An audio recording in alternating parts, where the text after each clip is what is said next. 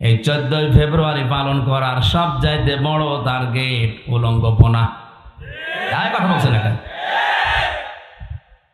শফিক রেহমান এ শয়তানের ভাইরা ভাই ইংল্যান্ড থেকে এই দিবসটা এনেছিল আমাদের কাছে ধার করে, ভিক্ষা করে।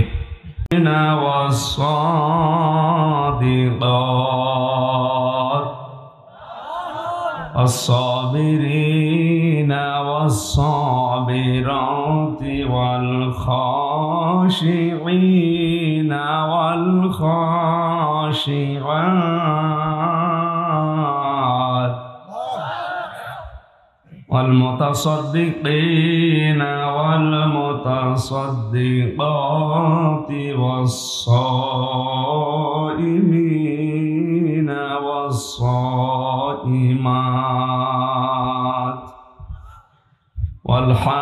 والحافظين فروجهم والحافظات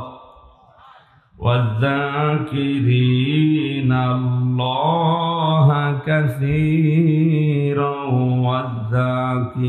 والذاكرات أعد الله لهم مغفرة وأجرا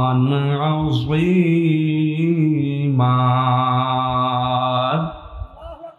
صدقت يا ربنا اللهم صل على سيدنا مولانا محمد وعلى آل سيدنا مولانا محمد صلى الله عليه وسلم। বাংলাদেশের ঐতিহ্যবাহী জেলা বগুড়া শাহজাহানপুর থানার অন্তর্গত বেজড়া চকপাড়া দারুল আমান জামে মসজিদ কমিটি কর্তৃক আয়োজিত দিনের বেলায় ঐতিহাসিক তাফসিরুল কোরআন মাহফিলের স্বনামধন্য সভাপতি জনাব আলহাজ প্রভাষক সোহরাব হোসেন সান্নু আতালাল্লাহু উমরাহু ওয়া বারাকাল্লাহু ফি হায়াতি, সহ সভাপতি জনাব রুহুল কুদ্দুস ডিলু, জনাব মোহাম্মদ আব্দুর রাজ্জাক, প্রধান অতিথি শাইখুল মাশায়েখ মাননীয় জাতীয় সংসদ সদস্য অধ্যাপক ডাক্তার মোস্তফা আলম নান্নু, বিশেষ অতিথিবৃন্দ, যত মানুষের নাম দেখছি এতে একটা একটা করে নাম বলে দোয়া করতে গেলে আরো 10 মিনিট যাবে। একবারে দোয়া করে দিলাম নাকি? সে শিক্ষক ক্লাসে যে জিজ্ঞাসা করছে এক ছাত্রকে, গোড বানা বলছে sir ABCD EFG HIJK LM NOP QRST OVWX YZ কি করবি? এর ভেতরে আছে আপনি বানান করিনি। আমি সব অক্ষর বলে দিলাম, আপনি GOOD এটা বানান করিনি। আমরা একবারে দোয়া করছি ওয়ারাফা'না লাকা যিকরাক। এই মানুষগুলোর সম্মান শুধু দুনিয়ায় চাই না, আখিরাতেও যেন ঠিক থাকে, ওইটাই তো আসল জীবন। কথা বলেন ঠিক কিনা? আর দুনিয়া মাজরাতুল আখিরা, দুনিয়া হচ্ছে আখিরাতের শস্য ক্ষেত। এখান থেকে ওনারা যেন তৈরি করতে পারে, মরণের পরে আল্লাহ যেন ওনাদের বুঝিয়ে দেন। দুনিয়াতে যে যতটুকু যত পরিমাণে কাজ করবে কিয়ামতে আল্লাহ ওইটা তাকে ঠিক উজরত পারিশ্রমিক হিসাবে পৌঁছিয়ে দেবে। এই মাহফিলটা যার মাধ্যমে নিয়েছি আপনাদের এই মসজিদের সম্মানিত খতিব, বিশিষ্ট ইসলামী চিন্তাবিদ, মুফাসসিরে কোরআন জনাব মাওলানা গোলাম রাব্বানী যুক্তিবাদী গায়বান্দা দামাত বারকাতুহুমুল আলিয়া হায়াতে তাজ্জাবা সিহাতে কুল্লিয়া কামনা করছি। এতক্ষণ যারা কথা বলেছেন আমার সফর সঙ্গী সেই চুয়াডাঙ্গা থেকে আগত মাওলানা হোসাইন আহমেদ মাহফুজ সহ নাম না জানা অন্যান্য উলামায়ে কেরাম, ডানে বামে যে সমস্ত সম্মানিত ব্যক্তিবর্গ বসে আছেন তাদের জন্য দোয়া করে, সামনে বসা মুসলমান ভাইরা, পর্দার আড়ালের সম্মানিতা মা এবং বোনেরা, প্রশাসনের ভাইরা, প্রাণ প্রিয় বগুড়াবাসী, মহান রব্বুল ইজ্জাত আল জালালের দরবারে শুকরিয়া জানাচ্ছি যিনি আমাদের সুস্থ রেখেছেন। বিজ্ঞান এখন প্রমাণ করছে মানুষের এই মুখ দিয়ে কয়েক ইঞ্চি জায়গা এখান থেকে এক একটা কথা তৈরি হতে 27টা স্তর পার করা লাগে। আল্লাহ যে আমাদের এখনো কথা বলার মতো শক্তি, ওই যোগ্যতা ঠিক রেখেছেন, খুশি হয়ে বলছে আলহামদুলিল্লাহ। পৃথিবীতে যত দয়া আল্লাহর আছে, সবচাইতে বড় দয়ার প্রমাণ হচ্ছে কোরআনে কারিম দেওয়া, এরপরে মানুষকে কথা বলার যোগ্যতা দেওয়া। এটা আল্লাহর বড় নিয়ামত। আল্লাহ পাক বলেন আর রহমান আল্লামাল কোরআন খালাকাল ইনসানা আল্লামাহুল বায়ান। আমি রহমান, আমার যত দয়া আছে সবচেয়ে বড় দয়া হচ্ছে কোরআনে কারিম। তোমাদেরকে আমি শিখিয়েছি, আমি বানিয়েছি মানুষ আর তাকে কথা বলার যোগ্যতা দিয়েছি। শুধুমাত্র মানুষ বাদ দিয়ে পৃথিবীর কোন সৃষ্টি এভাবে সাজিয়ে গুছিয়ে মনের কথাগুলো ব্যক্ত করতে পারে না। সুতরাং এই নিয়ামতটা যারাই পেয়েছি বোবা নয়। আর একবার বলেন আলহামদুলিল্লাহ। এ পৃথিবীর মানুষ আনন্দ করবে কি নিয়ে, খুশি হবে কি নিয়ে? আজকের এই অনুষ্ঠান সাজানো দেখেই মনে হচ্ছে এলাকার মানুষের আনন্দ হয়েছে। قل بفضل الله وبرحمته فبذلك فليفرحوا هو خير مما يجمعون। খুব খেয়াল করে শুনবেন। আল্লাহ পাক বলেন পৃথিবীর মানুষকে আপনি বলেন তোমরা যা পেয়ে আনন্দ করো, খুশি হও, উল্লাস করো। সবচাইতে দামি সম্পদ আল্লাহর কাছে কোরআনে কারিম। এইটা যারা গেইন করতে পেরেছে, অ্যাচিভ করতে পেরেছে, যারা অর্জন করতে পেরেছে, তামাম দুনিয়া যদি কেউ পেয়ে আনন্দ করে, তার তুলনায় আল্লাহর কাছে কোরআন শ্রেষ্ঠ। এ কথা বলার অর্থ হচ্ছে কোরআনের সাথে যে জিনিসের সম্পর্ক, ওইটা নিয়ে মুসলমানেরা আনন্দ করতে পারে। কোরআনের সাথে যার সম্পর্ক নেই, ওই জিনিস নিয়ে মুসলমানের আনন্দ করা জায়েজ নেই। এই যে কয়েকদিন আগে একটা দিবস চলে গেল, বিশ্ব বিহায়া দিবস। এটা নিয়ে যারা আনন্দ করেছেন, ওর সাথে কোরআনের সম্পর্ক আছে। হ্যাঁ, ওই ভালোবাসা কেউ যদি মাকে দেয়, তার বোনকে দেয়, তার স্ত্রীকে দেয়, সন্তানকে দেয়, এটা জায়েজ আছে। স্ত্রী হওয়ার আগে যদি কেউ ভালোবাসা বিলোপন করে, ওটা প্রকাশ্য হারাম। শয়তানের 27টা কর্মসূচি আমি পেয়েছি কোরআনে কারিমে। ওর 1 নাম্বার কর্মসূচি হচ্ছে অপচয় করা। ও অপচয় করতে ভালোবাসে।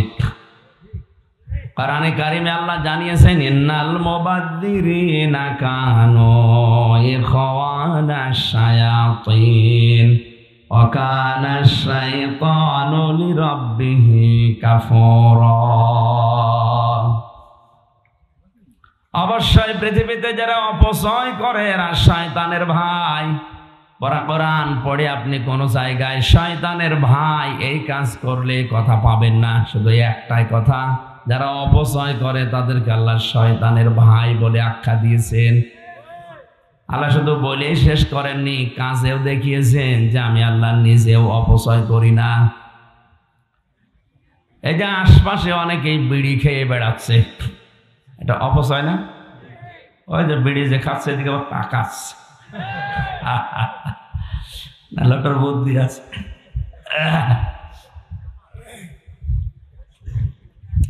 প্রায় 22,000 কোটি টাকা শুধু মানুষ ধোয়া দিয়ে 1 বছরে উড়িয়ে দিচ্ছে এই বাংলাদেশে।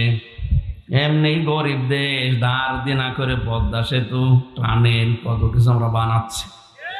টাকা নেই বলে তো ধার করা, খরচ করা লাগছে। কথা বলেন ঠিক কিনা?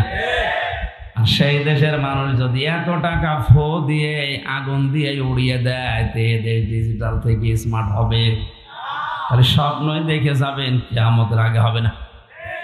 এই জন্য আমাদের ডিজিটাল থেকে স্মার্ট হওয়ার জন্য অপচয় বন্ধ করা লাগবে। রাতের বেলায় একটা লাইট দিলেই হয়, 22টা লাইট জ্বালিয়ে রেখেছে আন্দাজে। আল্লাহ রাব্বুল আলামিন আয়াতের প্রমাণ দিয়েছেন 3.5 হাত বডির ভেতরে বিজ্ঞান এখন দেখতে পেয়েছে আয়াতটা নিয়ে যে মানুষ যত খাবার খায় এই খাবারগুলো হজম করার জন্য একটা রস লাগে, পিত্ত রস। এটা তৈরি হয় খাবারের নির্যাস থেকে। এ ফোঁটা ফোঁটা করে ওই রসগুলো পড়তে থাকে খাদ্যের উপরে, তখন খাবারগুলো তাড়াতাড়ি হজম হয়ে যায়। এটা এত দামি জিনিস, যতক্ষণ পর্যন্ত খাবার আপনার পেটে আছে ততক্ষণ ওই রস পড়তেই থাকবে। খাবার যখন থাকবে না, আপনার পেট খালি থাকবে, ওই মুখটা অটোমেটিক বন্ধ হয়ে যাবে। আল্লাহ জানাতে চেয়েছেন পৃথিবীর বান্দা বান্দিরা, আমি শুধু ওয়াজ করে শেষ করে দেয়নি যে অপচয় আমি করি না। অপচয় করলে সে শয়তানের ভাই। আমি নিজে এটা দেখিয়েছি। এ দামি জিনিস যদি খোলা থাকে পড়তেই থাকবে, এটা অপচয়ের শামিল। এ কারণে দামি জিনিসটা যতক্ষণ তোমার পেটে খাবার নেই এটা পড়বে না, অটোমেটিক মুখ বন্ধ হয়ে যাবে। শয়তানের 2 নাম্বার টার্গেট ছিল পৃথিবীতে সব সময় যৌনতা ছড়াতে ভালোবাসে। অবলম্বপনা, বেহায়াপনা, বিশেষ করে মানুষের লজ্জা স্থানের প্রতি ওর আকর্ষণ বেশি। এই 14 ফেব্রুয়ারি পালন করার সবচাইতে বড় টার্গেট উলঙ্গপনা। কথা বলছেন এখন শফিক রেহমান, এ শয়তানের ভাইরা ভাই ইংল্যান্ড থেকে এই দিবসটা এনেছিল আমাদের কাছে ধার করে, ভিক্ষা করে। অথচ এই দিনে হয়তো আপনারা ইসলামী মাইন্ডের লোক এজন্য টের পাচ্ছেন না। কলেজ বিশ্ববিদ্যালয়ের দিকে তাকান, এদিনে যে কত মানুষ তার ইজ্জত হারিয়েছে, ফেরেশতারাও লিখে শেষ করতে পারছে না। এই জন্য আমাদের সাবধান হওয়া লাগবে। শয়তান কিন্তু জান্নাত থেকে হযরতে আদম এবং হাওয়াকে বের করে দেবে উদ্দেশ্য তার ছিল না। এইদিকে তাকান,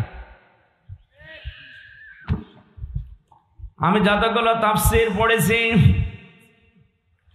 মুফাসসিরিন ইকরাম লিখেছেন জান্নাত থেকে শয়তান আদম এবং হাওয়াকে বের করে দেবে উদ্দেশ্য তার ছিল না। ওর উদ্দেশ্য ছিল কি করে এদের লজ্জা স্থান দেখা যায়। এই জন্য শয়তান হচ্ছে যৌনবাদী। আসতে পারে। আর আমাদেরকে যারা মৌলবাদী নাম দিয়েছেন অসুবিধা নেই, মৌল মানে মূল। আমরা মূলে আছি, পৃথিবীর সবচাইতে বড় মূলে আছে আমার আল্লাহ। আল্লাহকে যারা ধরে রাখে, তার কোরআন যারা আঁকড়িয়ে ধরে, তাদেরকে ওনারা মৌলবাদী বলে। আমরা উল্টা উল্টা নাম দিয়ে বলবো আপনারা যৌনবাদী।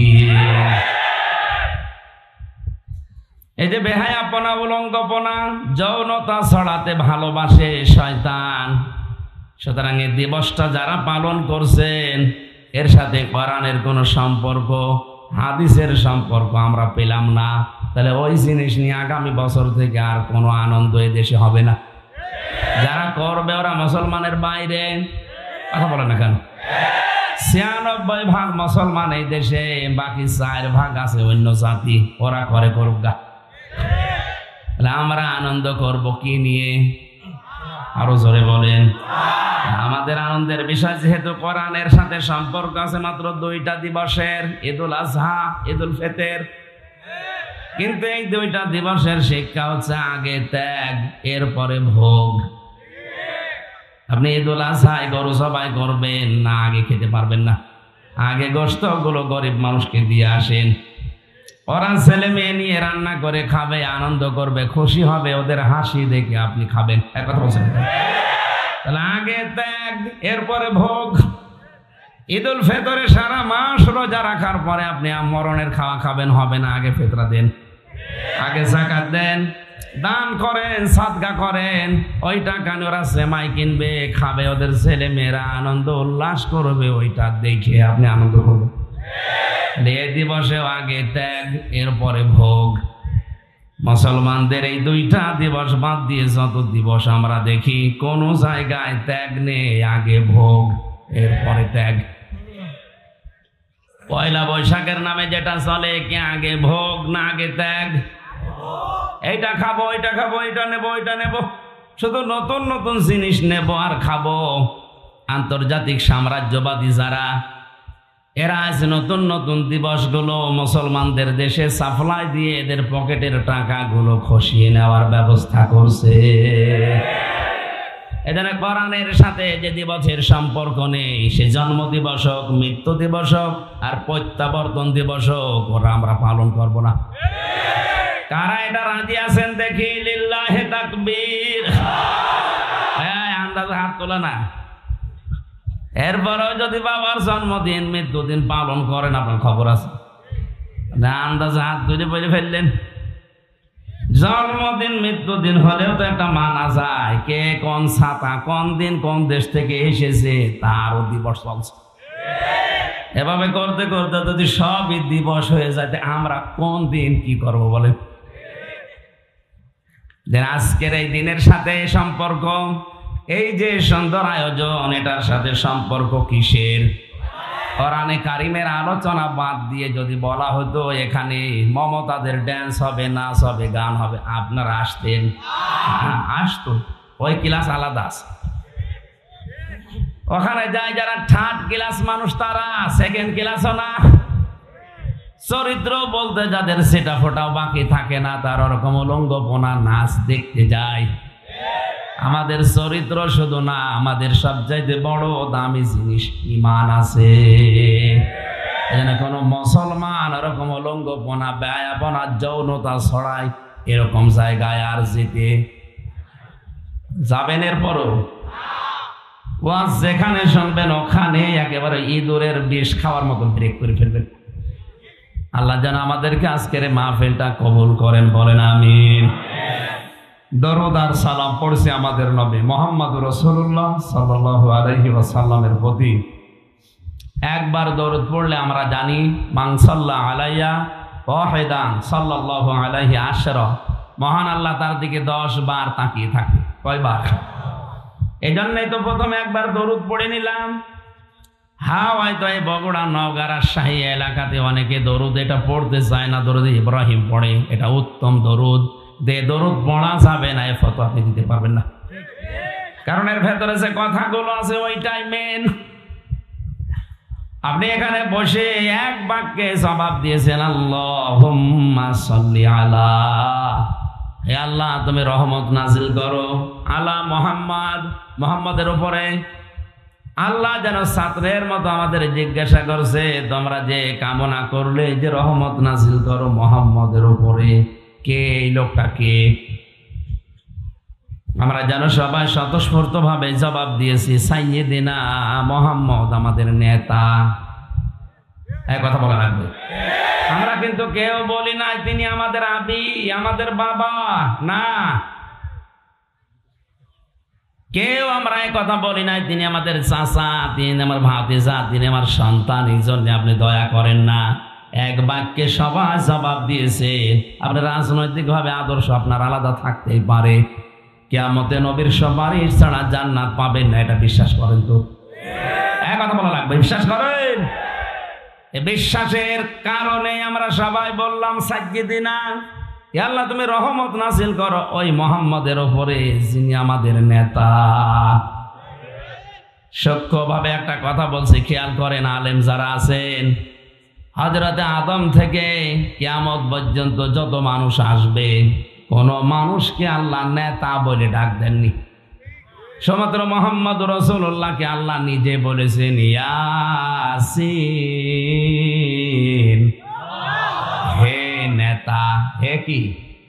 হে নেতা। আল্লাহর ঘোষিত নেতা পৃথিবীতে একজনই। এখানে আয়াতের তাফসীর পড়তে গিয়ে দেখেছি পৃথিবীতে কিয়ামত পর্যন্ত যদি মুসা নবী, ঈসা নবীও আসে, আর মুহাম্মদ রাসূলুল্লাহকে তার নেতৃত্ব বাদ দিয়ে কেউ যদি মুসা নবীকেও গ্রহণ করে, ও জাহান্নামে যাবে। এই কথা বলা লাগবে। আপনি কি বুঝে শুনে হ্যাঁ বলছেন?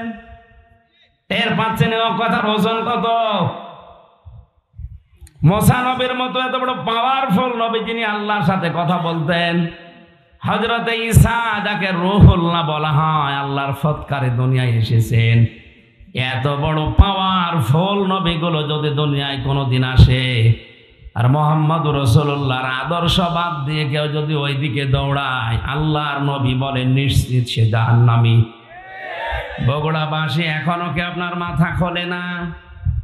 এত বড় নবীরা, তাদেরকে যদি মেনে নিলে জাহান্নামে যাওয়া লাগে এখন, তাহলে বিশ্ব নবী বাদ দিয়ে আজ যারা অন্য কাউকে আদর্শ মেনে রাজনীতি করছে, সরাসরি ফতোয়া দিলাম আপনি জাহান্নামী। আর কারো লাগবে না। কারণ ইয়াসিন শব্দের 5টা অর্থ আছে তাফসিরে কাবিরে। সিন মানে সাজ্জাদুল আলামিন, সিন মানে সাজ্জাদুল বাশার, সিন মানে সাজ্জাদুল কাউনাইন, সিন মানে সাজ্জাদুল আম্বিয়া, সিন মানে সাজ্জাদুল মুরসালিন। 1 ঘন্টা কথা বললে আমি কমপক্ষে 20 ঘন্টা ওই আয়াতের উপরে দেখে আসি। যত তথ্য আছে সব ডেলিভারি দিতে গেলে হয়তো অনেক সময় লাগবে, এই জন্য তাড়াতাড়ি করছি। আলেম যারা আছে তারাই বুঝলে হবে সিন শব্দের শাব্দিক অর্থ সাজ্জেদ। সিন মানে কি? সাইয়েদ মানে নেতা। সবাই মিলে আমরা রহমত কামনা করলাম, দয়া কামনা করলাম যার উপরে, তিনি সাধারণ মানুষ না, তিনি আমাদের আরো জোরে। এজন্য নেতৃত্বের গুণাবলী এটা আলাদা জিনিস। যে ব্যক্তি নেতা হয়ে মানুষের অধিকার নষ্ট করে, তার জন্য নেতা হওয়া রাজনীতি করা জায়েজ নেই। এটা তো আমি বানালাম না, মানে কোথায় আছে বলে? কোরআনে তো কোন জায়গায়? সূরা বাকারা 1 নম্বর পারা 18 নম্বর পৃষ্ঠার 4 নম্বর লাইনের আর 6 নম্বর লাইনের 124 নম্বর আয়াতে তথ্য আছে। হযরত ইব্রাহিমকে আল্লাহ জাতির নেতা বানিয়েছিলেন, জাতি না মানুষের নেতা, ইমাম বানিয়ে দিয়েছিলেন। তিনি সঙ্গে সঙ্গে ওই দিন আল্লাহকে জানিয়েছেন, আল্লাহ নেতা হওয়ার যোগ্যতা কি শুধু আমাকেই দিলে?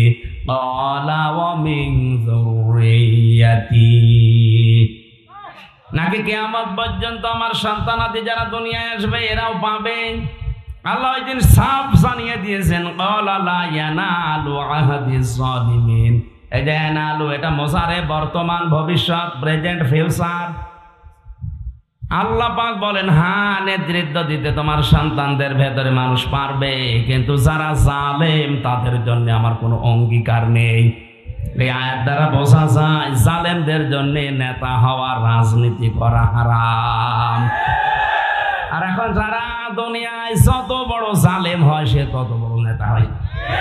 আর আমাদের আবার নিষেধ করে, না আপনারা এই লাইনে আসার দরকার নেই, আপনারা মসজিদে বসে খানকায় বসে হু হু করেন।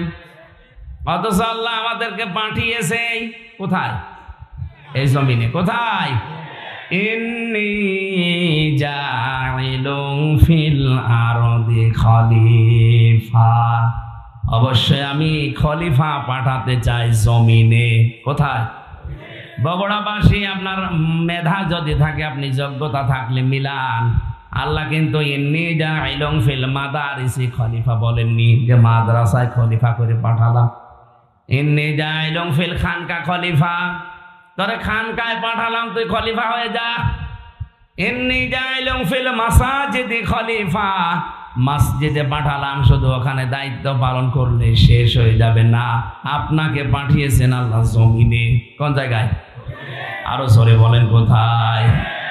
বাংলার মুসলমানেরা আজ আমরা জমিনে নেই, এই জন্য জালেমরা জমিন ফাঁকা পেয়ে 180 মাইল বেগে চালাচ্ছে। যখন যা মনে আসে তাই করছে। কথা বলছেন? অত বোঝার দরকার নেই, হালকা বোঝে।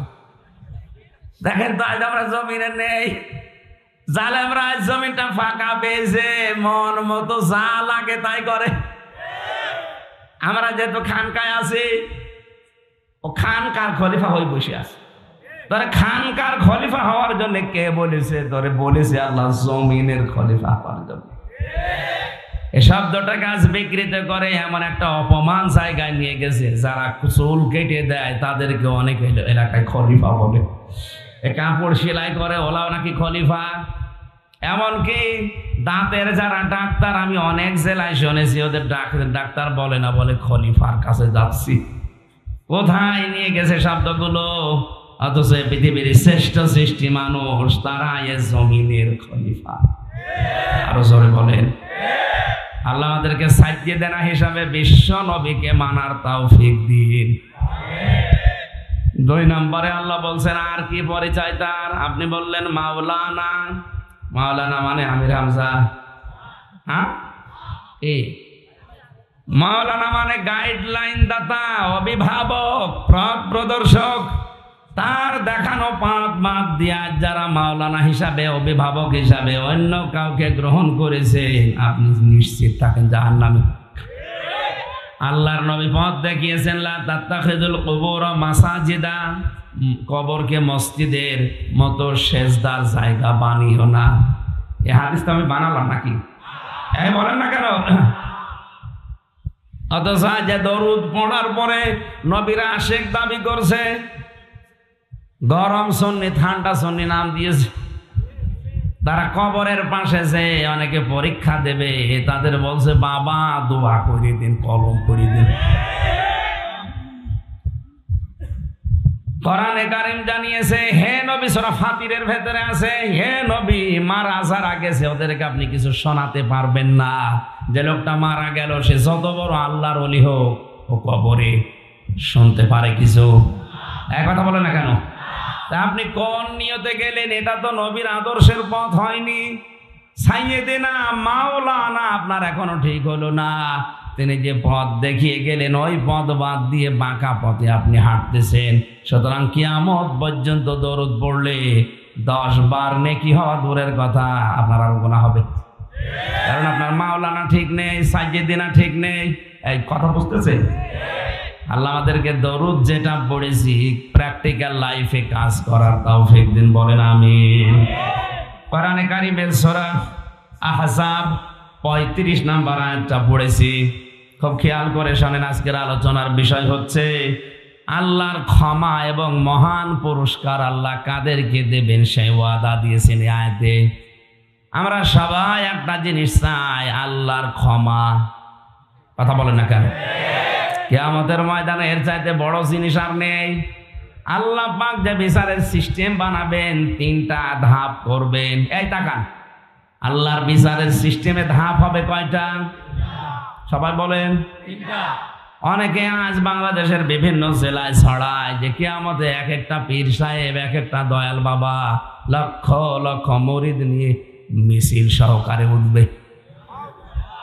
আর এটা বিশ্বাস করে অনেক গ্রাম্য মানুষ মনে করেন না, এ বাবাই রব, বাবাই সব। অথচ কিয়ামতে কথাটা পুরা মিথ্যা কথা, কোরআনের সাথে সাংঘর্ষিক। সূরা মরিয়ম 95 নম্বর আয়াত, অকুল্লুহুম আতিহি ইয়াউমাল কিয়ামাতি ফারদা। আল্লাহ পাক বলেন কিয়ামতে প্রতিটি মানুষ আমার সামনে দাঁড়াবে স্রেফ একা একা। কয়জন করি? বলেন বলেন। তাহলে যারা বলে কিয়ামতে মিছিল সহকারে পীর সাহেব আসবে, আয়াতের সাথে মিল আছে? আছে না? ওটা পড়েন মিথ্যা। হ্যাঁ, আয়াতের দ্বিতীয় সিস্টেমে ধাপ যেটা আল্লাহ বানাবে, তখন আর আপনাকে এবার একা ডাকবে না, এবার ডাকবে আপনার নেতার সাথে। ইয়াওমা নাদউ কুল্লা উনাসিম বিইমামিহিম ইলা আখিরি আয়াত।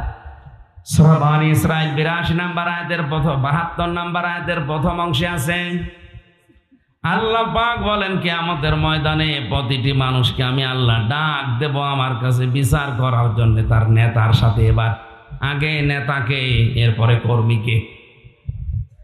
আপনি একটু ভাবেন তো, আপনি যার পেছনে চলেন, যে নেতাকে মেনে চলেন, আপনি যে দল করেন করেন, আমি নিষেধ করছি না। এই আয়াতটার সাথে মিলান, কারণ এই আয়াতটা বিশ্বাস করেন তো? হ্যাঁ করেন। কিয়ামতের দিন আপনাকে এবার দ্বিতীয় ধাপে কিন্তু আর একা ডাকবে না, এবার ডাকবে আপনার নেতার সাথে। আগে নেতা, এরপরে কর্মী। আপনার বিবেক কি বলে? আপনি যার পেছনে আছেন ওকে যদি আল্লাহ দেখে, আল্লাহর আগে রাগ হবে। এ কথা বলেন না কেন? কারণ তার মাথা থেকে পা পর্যন্ত সুন্নতের কোনো বালাই নেই।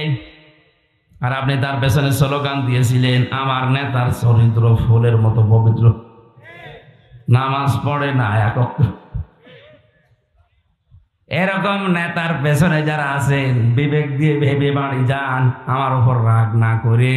যা আপনি কিন্তু নিজেই বললেন যে ওর দিকে তাকালে আল্লাহ মাফ করবে না, আপনি তাহলে ধরা খাবেন। এরকম ধরা খাবের মনে হচ্ছে? কারা হাত তোলেন তো?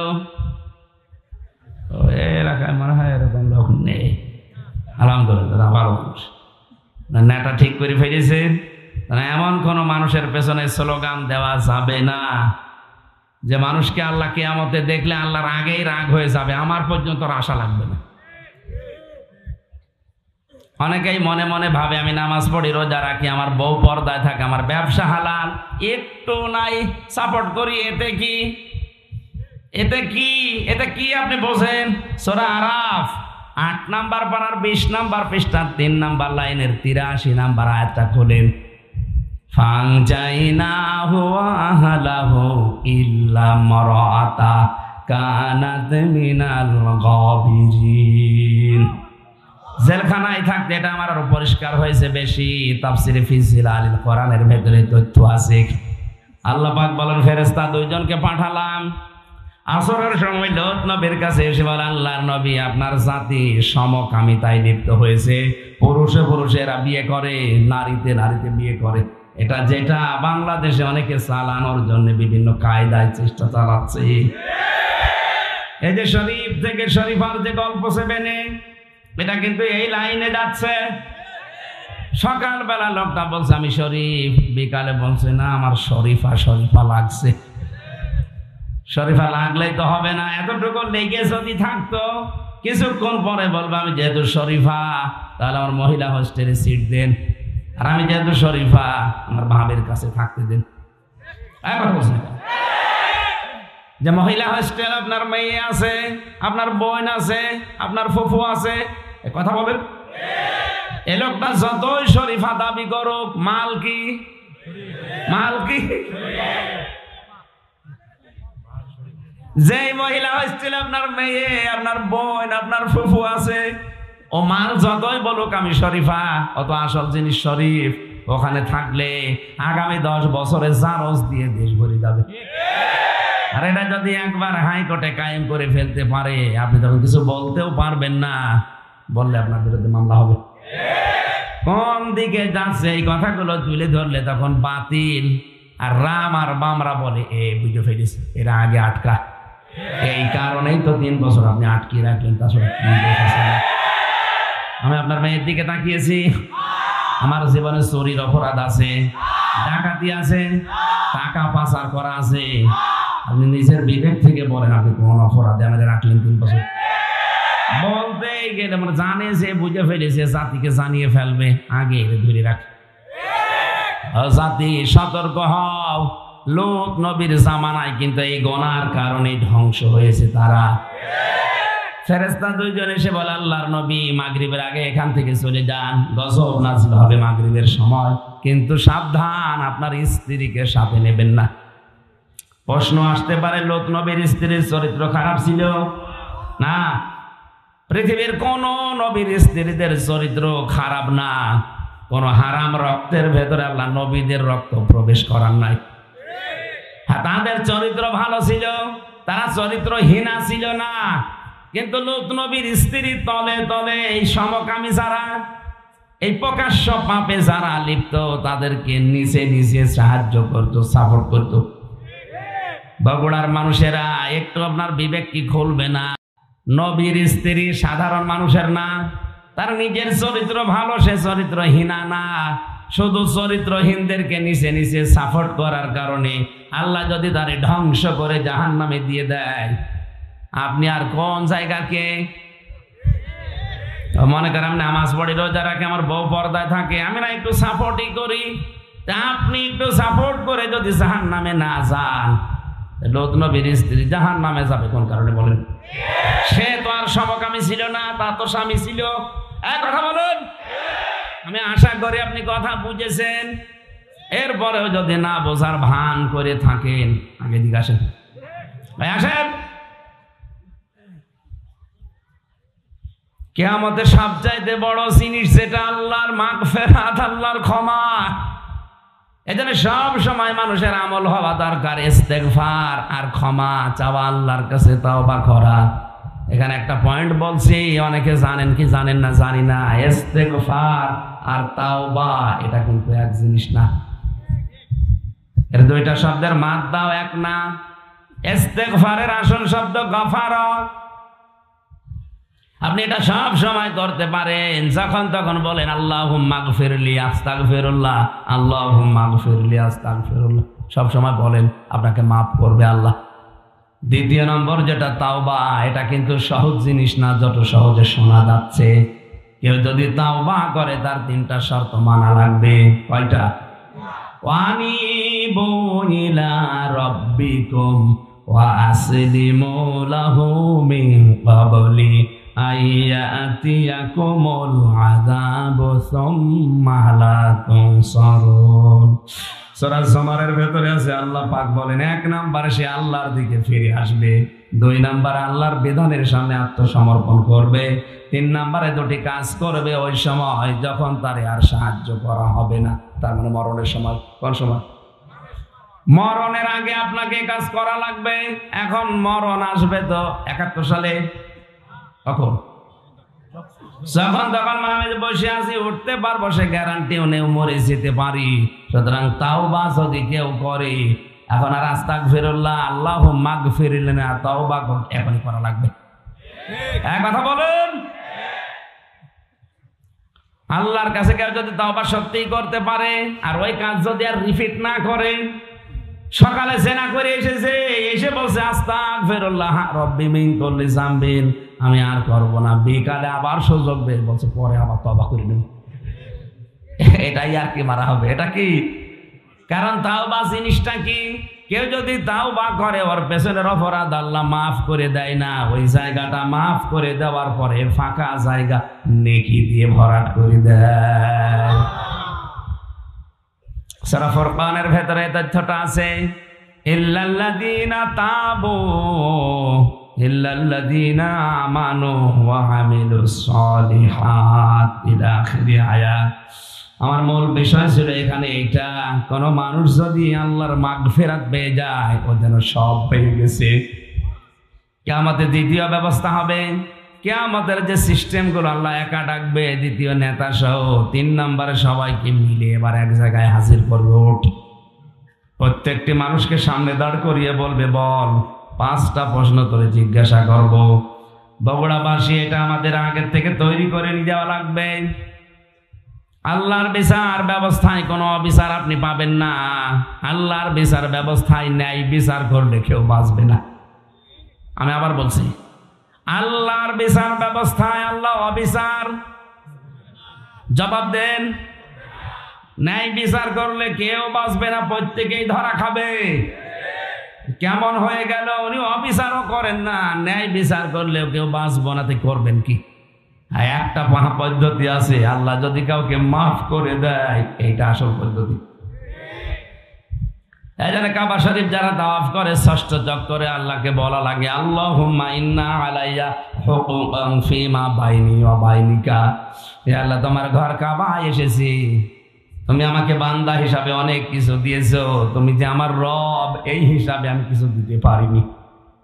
একটাই আমার পুঁজি আছে, তুমি আমারে মাফ করে দাও। যেন আল্লাহর মাগফিরাত এটা বড় জিনিস। কেউ যদি মাগফিরাত পেয়ে যায়, আল্লাহ বলেছেন ওয়াজরান আযীমা, তার জন্য আমি আল্লাহ মহান পুরস্কার, তার মানে জান্নাত যে বাগান, এটা তার জন্য রেখে দিয়েছি।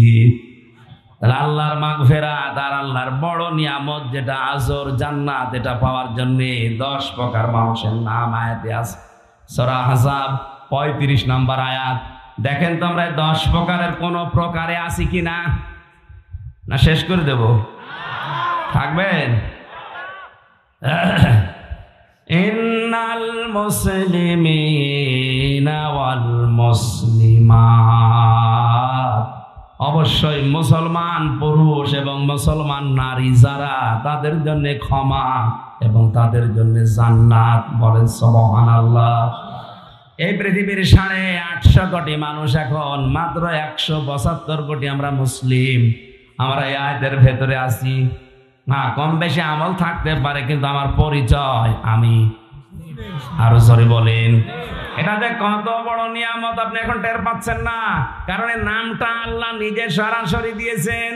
অথবা আমাদের জাতির পিতা যাকে আমরা স্বীকার করি হযরত ইব্রাহিম নবী দিয়েছেন, এই হওয়ার ফাইল দুইটাই হতে পারে। মিল্লাতা আবিকুম ইব্রাহিমা হুয়া সাম্মাকুমুল মুসলিমিন। তোমাদের জাতির পিতার নাম ইব্রাহিম আর তিনি তোমাদের নাম দিয়েছেন মুসলিম। আজ মুসলমান নাম অনেকে রাখতে চাচ্ছে না। মুসলমান শব্দ যেখানে দেখে কেটে সেটে বাদ দিতে চায়। আমি নাম নাই নিলাম, কত জায়গা থেকে বাংলাদেশে মুসলমান নাম উঠে গেছে দেখেন। কথা বলেন না কেন?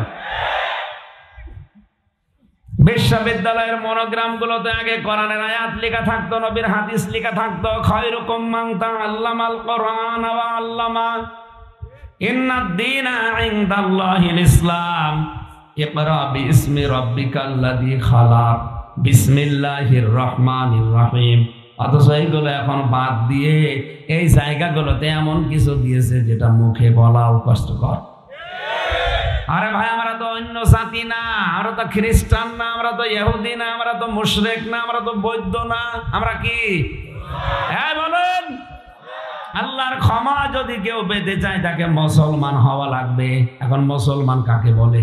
সেলমন শব্দ থেকে এসেছে এটা। সেলমন বা সালমন মানে শান্তি সুখ। কি বললো? সেলমন বা সালমন এর শাব্দিক অর্থ হচ্ছে শান্তি সুখ নিরাপত্তা। হযরত ইব্রাহিম আলাইহিস সালাম তার জীবন দিয়ে দেখিয়েছেন আল্লাহ পাক যখন যে অর্ডার তাকে দিয়েছেন। আমি তার পুরা জীবনে বড় বড় 10টা পরীক্ষা পেয়েছি। কেউ যদি 10টা পরীক্ষা ইব্রাহিম নবীর মতো সম্মুখীন হতে পারে আর যদি টিকে থাকতে পারে, তার জন্যও আগুনের ওই কুণ্ডলী বাগান হয়ে যাবে।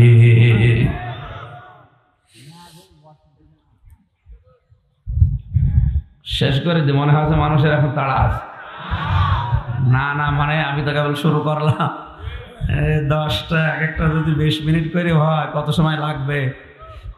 আপনারা আরো আগে তুলবেন না, তুলে এসে বসিয়ে রেখেছেন, দেরি হয়ে গেল না? আমার আবার রাতে এসার পরে মাহফিল সে টাঙ্গাইল ঘাটাই এত দূর যাওয়া লাগবে। এই মাহফিলটা শুধুমাত্র রব্বানি ভাইয়ের মুখের দিকে তাকিয়ে নেওয়া, আমি এটা নিতাম না। আমার গলায়ও পারে না, ভেতরের মাল মশলা সব তো অকেজো হয়ে গেছে। 3 বছরে কি খেলাম আল্লাহ জানে। আর এগুলো তো জেলা কারাগারের মতো না, ওটা হচ্ছে হাই সিকিউরিটি কারাগার, কিচ্ছু ঢুকতে দেয় না বাইরে থেকে। এক ঘরের ভেতরে 24 ঘন্টা এই ফাঁসির সেলের ভেতরে তালাবদ্ধ থাক। আমার মনে হয় পাখি যারা থাকে কি কষ্টে যে থাকে আমি নিজে টের পেয়েছি।